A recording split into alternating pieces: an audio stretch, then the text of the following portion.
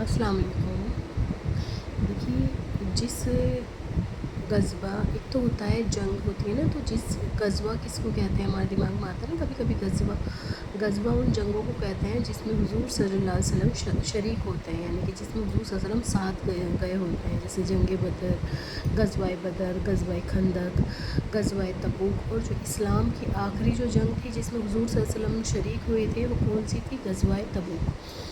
تو جب یہ جنگ ہوئی تھی، رومیوں سے ہوئی تھی، لاسٹ جنگ جو تھی جس میں حضور صلی اللہ علیہ وسلم جو ہے شریک ہوئے تھے، وہ رومیوں سے ہوئی تھی، اور وہ لاسٹ جنگ تھی۔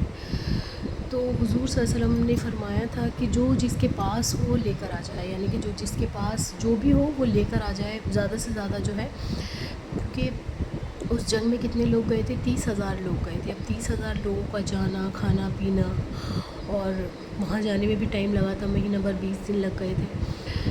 تو جس سے جتنا ہو سکے وہ اس جنگ میں اللہ تعالیٰ کے راستے میں دے۔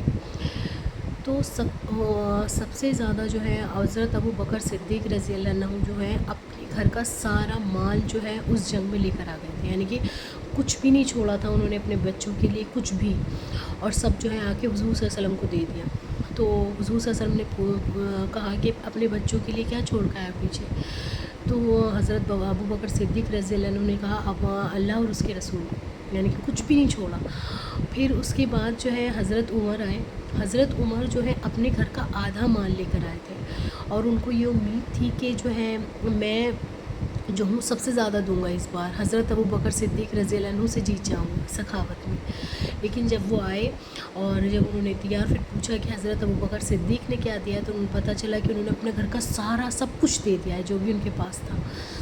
تو حضرت عمر رضی اللہ عنہ نے کہا کہ ان کو کوئی اس معاملے میں نہیں پیچھے، یعنی کہ حضرت ابو بکر کے مقام تک کوئی نہیں پہنچ سکتا۔ حضرت ابو بکر جو ہے ان کا مقام بہت اعلیٰ ہے۔ دیکھیے، انہوں نے ایک تو شروع سے ہی سب سے پہلے بنا حضرت ابو بکر صدیق کیوں کہا جاتا ہے، اور بنا کسی سوال کے انہوں نے اسلام قبول کیا۔ حضور صلی اللہ علیہ وسلم ان کے دوست بھی تھے بچپن کے ساتھ، اور دیکھیے یہ نہیں کہا کہ اچھا ایک دم سے انہوں نے اسلام، جب حضور صلی اللہ علیہ وسلم نے کہا کہ میں نبی ہوں، تو انہوں نے یہ نہیں کہا کہ اچھا میں کیسے یقین کر لوں، ایک دم سے ان پر ایمان لے آئے تھے۔ دوسرا، اللہ تعالیٰ کے راستے میں سب سے زیادہ جو ہے مال دینے والے تھے۔ اور پھر حضرت ابو بکر جو ہے ان کا مقام ہی بہت اعلیٰ ہے، اور کہنا ہم اپنے آپ کو دیکھیں، ہم بھی مسلمان ہی ہیں، کہنے کو ہم بھی ہوتے ہیں، اور اس ٹائم پہ دیکھیں ان کے پاس کچھ رہتا بھی نہیں تھا۔ آج کے ٹائم میں تو انسان کے پاس پورے سال کا جو ہے کھانا، اناج وغیرہ رہتا ہے، ساری چیزیں، پیسہ رہتا ہے، اتنا سب کچھ رہتا ہے، لیکن ان لوگوں کے پاس اتنا نہیں رہتا تھا۔ پانی کی ہم پہ کوئی کمی نہیں ہے، کھانے پینے، کپڑے ہمارے پاس 2-3 سال کے ہوتے ہیں، لیکن پھر بھی ہم دینے میں کیا کرتے ہیں؟ بہت زیادہ بخل سے کام لیتے ہیں، کنجوسی سے کام لیتے ہیں۔ لیکن اللہ تعالیٰ ہمیں ایسا بنائے، ہم جب وہ پڑھتے ہیں، سیرت پڑھتے ہیں اور صحابہ اکرام کی زندگی پڑھتے ہیں، تو پھر ہمیں پتہ چلتا ہے کہ ان کا خرچ کرنے کا طریقہ، ان کا اللہ تعالیٰ کے راستے میں دینے کا طریقہ۔ ہم تو کہنا ان کے آس پاس کیا بہت، ہمیں ایسا لگتا ہے کہ ہم نے صرف ابھی اسلام کو صرف دور سے ہم دیکھ رہے ہیں، ابھی اندر انٹر بھی نہیں ہوئے۔ تیسرے نمبر پر جو سب سے زیادہ دیا تھا عثمان غنی رضی اللہ عنہ نے دیا تھا، تو انہوں نے بھی بہت زیادہ دیا تھا، بہت سارے اونٹ، بہت سارے کھجور، بہت ساری چیزیں انہوں نے اللہ تعالیٰ کے راستے میں دی تھی۔ تو ان کو بھی حضور صلی اللہ علیہ وسلم نے کہا تھا کہ آج کے بعد عثمان جو بھی کرے اللہ تعالیٰ ان کو معاف کریں گے، یعنی کہ اللہ تعالیٰ ان کی پکڑ نہیں کریں گے، اتنا وہ اللہ تعالیٰ کے راستے میں دیتے تھے۔